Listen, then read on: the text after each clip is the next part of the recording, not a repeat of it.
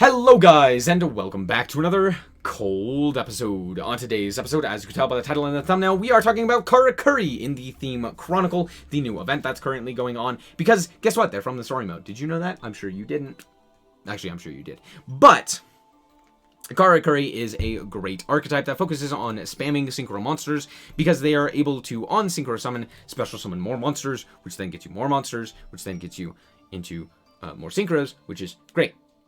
The general idea is to utilize the powerful effects such as Nanishi, giving you an extra normal, Inishachi, which is a search, just a search for everything, and Kunamzam in order to get himself onto the field as your free special summon. So, yeah, let's quickly do the card by card. We have, I'm not going to try and say this guy's name, 4624. This card is very good. He's a level 1 tuner that at quick effect speed can banish itself from the graveyard to change a battle position. This comes up. This is like your main thing that you are going for. This card triggers all of your effects at basically a quick effect speed, which allows them to actually be useful. So that's nice. Next up, we have ourselves the triple Inishi on normal. Searches a card. Just any Karakuri card. It's great. We also have one level 2. That's it. It's just a level 2 tuner. That's all it is. We have a level 3 tuner that changes its battle position on summon. And that's the only reason it's here. You normally summon it off of something like a Burrito in order to grab a card. Or draw a card, I should say. So there's that. We have the triple Nishi. Again, extra normal. We have triple Infinitrack Anchor Drill. Now this card is basically just another way to get another monster onto your side of the field. However, notably, you can't go normal summon this guy and then special summon the Inashi. Because guess what? It's only when this card is normal summoned. Not when it is specialed. So keep that in your brain, please. We have double Kunamzam. This card's good, but it's not great. It's a level 5 that can special summon itself if you have another monster, but if it special summons itself from the hand, it becomes a tuner. So having it with another tuner isn't great. Most of the time, you're going to want to search it off of your Inashi. So that's why we're only playing 2. And then we have Gizmag Uka. It's kind of a free special summon, and it's a level 7, which gives you easy access to this guy sometimes. So basically, you go, if you can summon the Beret, if you have this card in your hand, you special summon the level 1, which then will trigger this guy to special summon itself, and then you can sync those off into this guy. Well, then keeping the Beret, which is very nice. And then this guy can special summon, and then you can switch the battle position and draw a card. Very nice. And then we have double Cash. It's kind of Rhoda. You change the battle position at a level 4 or lower. Next up, we have triple Gamma Oil. It's just premature burial, except better. Don't know why, but it is. We have double Anatomy. Think of the 6 Samurai card that draws 2. It's the same thing, except instead of special summoning a card, you change the battle position of a card. So yeah, it's nice. And then, of course, we have ourselves the other Karakuri cards, notably Trick House, Double Cash In, and Double Cash Shed. Dear Lanta, that is hard to say. But yeah, all of these are just different ways to interact with the opponent. If a monster changes its battle position, pop a card. Change a battle position and negate. It's just like Imperm, but you change a battle position of a Karakuri. Cash Shed if your card is in defense. If a Karakuri monster is in defense position, you are able to negate spell traps, which is very nice. So yeah, the general idea of the deck is to spam out a whole bunch of monsters, use the draw effect as well as the constant searches that we can get off of this guy and this in order to draw into disruption, like Forbidden Droplets, Trick House, and the like. It's okay. It does mean that your deck's a little bit more inconsistent, but if you actually get your combo, it's very nice. It's not crazy, though. Yeah. As for the rest of our main deck cards, we have our triple Maxi, triple Ash Blossom, the one Harpies Feather Duster, double Called By, double Droplet, and that's it. Moving on to the extra deck, we are playing triple Beret. This card on Synchro Summon, specials from deck, and once per turn, change a battle position of a monster. Very nice. You can also change the battle position of your opponent's monsters. So if you end up going second, you can summon this guy, switch a battle position, and then you're off to the races. And then we also have this guy, Burrito, which is able to, on Synchro Summon, special summon a Karakuri from deck. All of the Synchro monsters have this. And you can special summon, if a battle position is changed, draw a card. That is not a hard once per turn on either of these guys. There's not a hard once per turn anywhere on any of these cards, on any of the Synchro monsters, including Burebu. Yes, you should be playing 2. Why am I only playing 1? Because I'm poor. That's the only reason. If this card is synchro summoned, you can special summon a Karakuri from deck, and then, of course, if a battle position is changed, you get to banish a card your opponent controls. Pretty nice. However, any monster that is in defense position cannot be destroyed by battle. Realistically, you mostly want to end on 2 of these, because that means that if you activate a single effect to change a battle position, you are able to banish 2. That's right, 2 cards your opponent controls. Now, I only have the 1, so I can only end on the 1, but realistically, yeah, you should be trying to aim for ending on 2 of them. It's much better to end on 2 of them than to end on, like 2 burritos or something like that, or like a burrito in this guy. Yes, drawing a card is nice, but it's not as nice as having actual guaranteed disruption. So there's that. Now, on top of that, in order to actually trigger the effects, we have this guy, which banishes itself at quick effect speed to target a Karakuri and change its battle position. This allows you to basically trigger all of these guys' effects on the opponent's turn without really having them like attack into you to actually trigger an effect or something along those lines, or have to activate like cash in. So yeah, that's normally what we go for. Then of course we have a bunch of things that activate as well, and the rest of the extra deck just doesn't matter. It just, I never used it.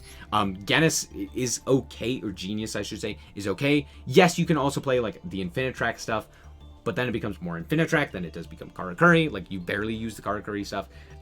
So I decided to play more of a pure Karakuri with the control strategy. So yeah, let's hop into the duels and show you how this deck performs. Alright, real quick, before we continue on with the rest of the video, I'm super close to reaching 10,000 subscribers, and I'd like to reach it by the end of the month. If you guys are at all interested in the content, consider subscribing. I have something special planned for the 10,000 subscriber special, so stick around.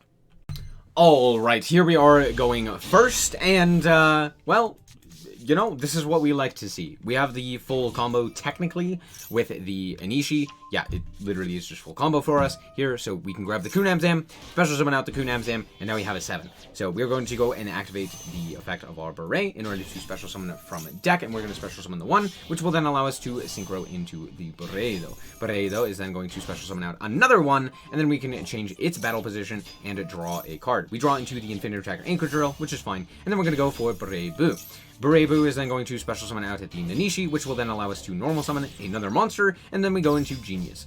Why do I do this? I don't know. I didn't really have anything else, but I wanted to get this card specifically out of the graveyard, or out of my hand and into the grave, so that we could potentially use it later. So yeah, that's kind of the main reason that we go for that there. But now we have Trick House, we have ourselves the Burrito, and then we have 2 hand traps, so I'm feeling pretty decent. I'm gonna, in the standby phase, activate the Maxi, and out comes Upstart, and then Dark World Dealing. We're gonna pitch the Infinitrack because Gamma Oil is just better, and then it's Danger Dark World. Sure. Out comes Chicken Game. They're gonna special summon. We draw because Maxi. They're gonna go for Chupacabra again. They're going to pop our monster. Nothing we can do about that. They sent the graph up.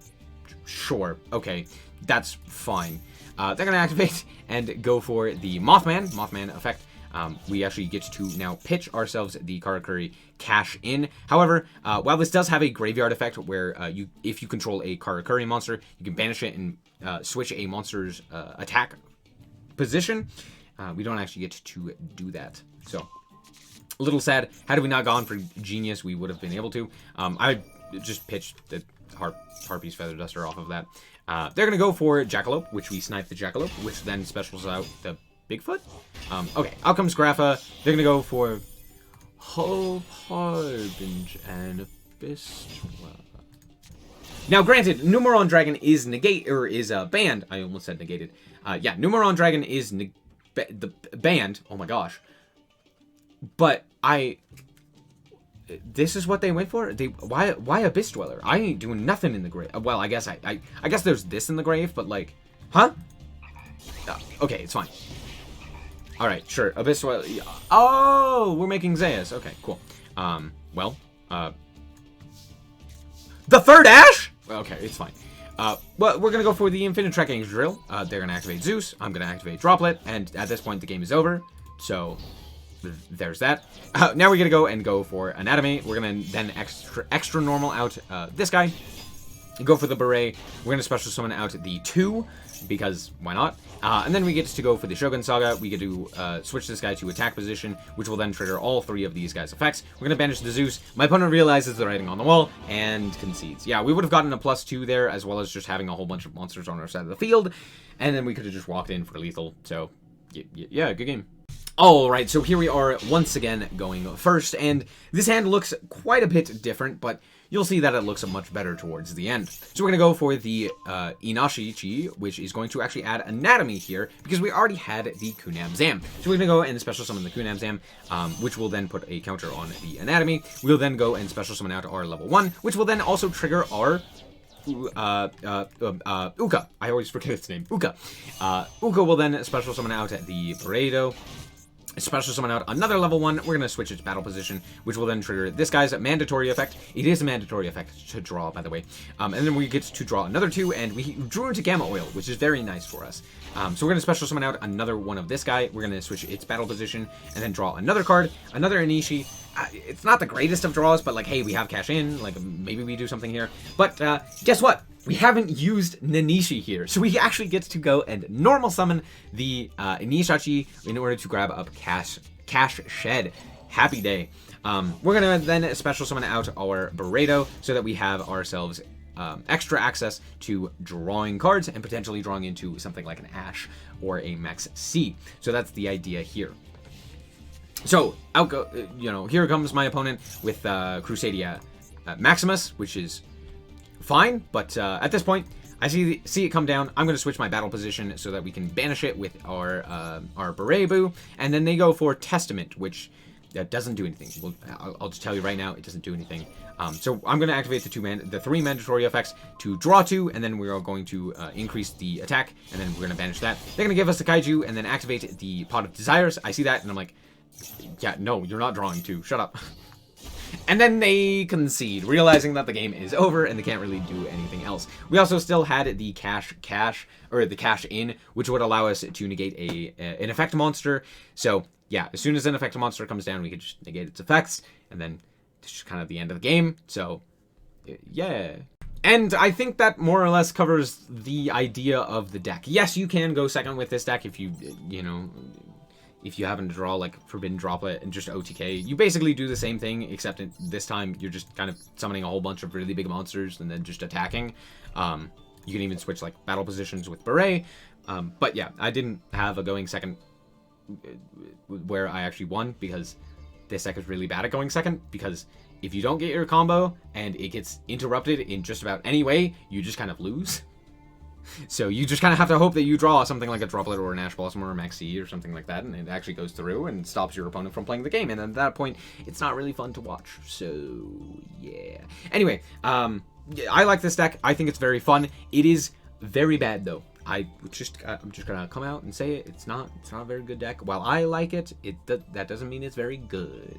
I originally played a. I don't know how to. Yeah, there are just too many cards that are just bad. I think you've noticed that, like, I've actually cut cards that were previously in the replay. Like, for example, the other level 4 Karakuri. This one, I was also playing Sazonk, which is just not worth it. So yeah, instead I cut those, and it's nice and concise, and we're playing better cards. So yeah, that's going to be it for this episode. I hope that you guys did indeed enjoy. If you did, I like us very, very much so appreciated. And if you want to check out more content like this, as well as more Yu-Gi-Oh, then just be sure to subscribe. Anyway, thank you guys so much for watching, and remember to always stay frosty. Bye-bye. Shout out to the Frost Guard, my members. Thank you guys so much for the support, and I hope you enjoy the content.